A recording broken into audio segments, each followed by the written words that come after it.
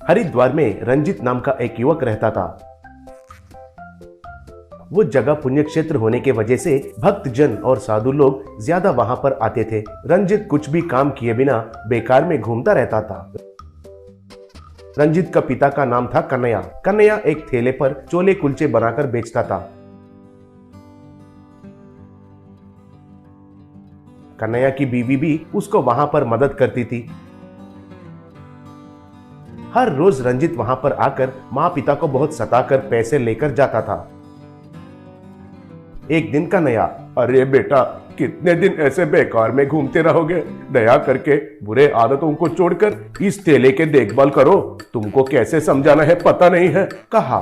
तब माँ, हाँ बेटा, अब हमको इस ठेले को चलाने का हिम्मत और शक्ति नहीं है। हमें आराम करने का समय आ गया है। दया करके हमारी बात मानो बेटा, बोली। तब रंजित, अरे अरे अरे, क्या परेशानी है आप लोगों को? पैसे पूछते समय हमेशा कुछ ना कुछ कहानियां सुनाते रहते हो। दोनों अच्छे ही हो ना? अभी से आप लोगों को आराम का क्या जरूरत है? पहले पैसे दीजिए, फिर ये सब नाटक बाद में देखेंगे, कहकर पैसे लेकर चला गया। एक दिन रंजित वाइन शॉप के पास शराब पी रहा था। तभी एक आदमी आकर उससे मिला। तब वो आदमी, देखो बाबू, मैं कौन हूँ, क्या करता हूँ, तुम्हें जानने की जरूरत नहीं है। मैं जैसा कहता हूँ वैसा करोगे तो तुमको ढेर सारे पैसे मिलेंगे। क्या कहते हो? कहा। तब रंजित, वो क्या काम है? पसंद आया तो क्यों नहीं करूँगा, कहा। तब वो आदमी, मुझे तुम्हारे ठेले के बारे में पता है। मैं एक चोर हूँ, आसपास में चोरी करता रहता हूँ, मगर उन पैसों को चेक पोस्ट पार करवाने के लिए बहुत मुश्किल होता है। इसलिए अगर तुम मानोगे तो उन चुराए हुए थैलियों को तुम्हारा ठेले में रखूंगा। तुम दूसरा गांव में ठेले को ले जाकर छोले कुलचे बेच रहे हो जैसा पुलिस को विश्वास करवा के चेक पोस्ट पार करवाना होगा। वहां पर हमारा आदमी तुम्हारे ठेले से थैलियों को ले जाएंगे। अगर वैसे करोगे तो मैं तुम्हें ढेर सारे पैसे दूंगा, कहा। वो बात सुनकर रंजित में आस पैदा हुआ। फिर घर जाकर रंजित, माँ, पिताजी, आप लोग आराम करना चाहिए कहकर पूछ रहे हैं ना, इसलिए अब से मैं सब बुरे आदतों को छोड़कर ठेले को चलाने के लिए सोच रहा हूँ। अब से ठेले के बारे में आप लोग भूल जाइए, मैं पूरा देख लूंगा, कहा। ये बात सुनकर दोनों माँ पिता बहुत खुश हुए। अगले दिन ठेले के पास एक चोर आकर एक थैली को रंजित के ठेले के नीचे रखकर चला गया।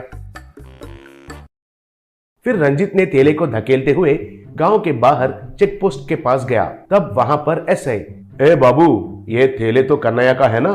उन्होंने बनाया हुआ छोले कुलचा हरिद्वार में बहुत मशहूर है। मैं भी वहां बहुत बार खाया है। मगर तुम कौन हो और कहां जा रहे हो, पूछा।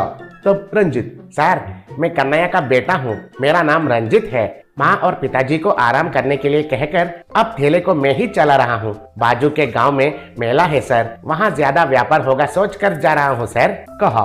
तब ऐसे, तुम तो लफंगे जैसे घूमते हो कहकर गांव में सब लोग कहते हैं। ठीक है, अब तो बदल गए हो ना, इस बात का बहुत खुशी है। जाओ जाओ, कहा। तब रंजित वहां से चला गया। फिर वहां पर दूसरा चोर को वो थैली देकर पैसे लिया। उतने सारे पैसे देखकर रंजित का होश उड़ गया। उन पैसों से खूब शराब पीकर बहुत मजा किया। वैसे हर रोज चोर का आना और थैली को ठेले के नीचे रखना। रंजित चेकपोस्ट के पास एसआई को कुछ न कुछ झूठ कहकर चेकपोस्ट पार करना। दूसरी तरफ एक और चोर को थैली देकर पैसे लेना और उन पैसों से मजा करना। ये सब लगातार चलता रहा। एक दिन चोर आकर थैली को ठेले के नीचे रखकर चला गया। रंजित ठेले को ढकेलते हुए चेकपोस्ट के पास गया। तब ऐसे, क्या रे रंजित, हमारे हरिद्वार में व्यापार ही नहीं होता है जैसे हर रोज बाजू के गांव में जाते हो, क्या बात है, पूछा। तब रंजित, हाँ सर, हमारे गांव में ठीक तरह से व्यापार ही नहीं होता है सर, इसलिए बाजू वाले गांव में जा रहा हूँ सर, कहा। तब ऐसे, कैसे होगा रे, असल में तुम तो छोले कुलचा बेचने का काम ही नहीं करते हो, तुम तो चोरी का काम करते हो, कहकर ठेले के नीचे रखा हुआ थैली को निकालकर खोला। उसमें से चुराए हुए पैसे, सोना, हीरे बाहर आए। वो देखकर रंजित डर गया।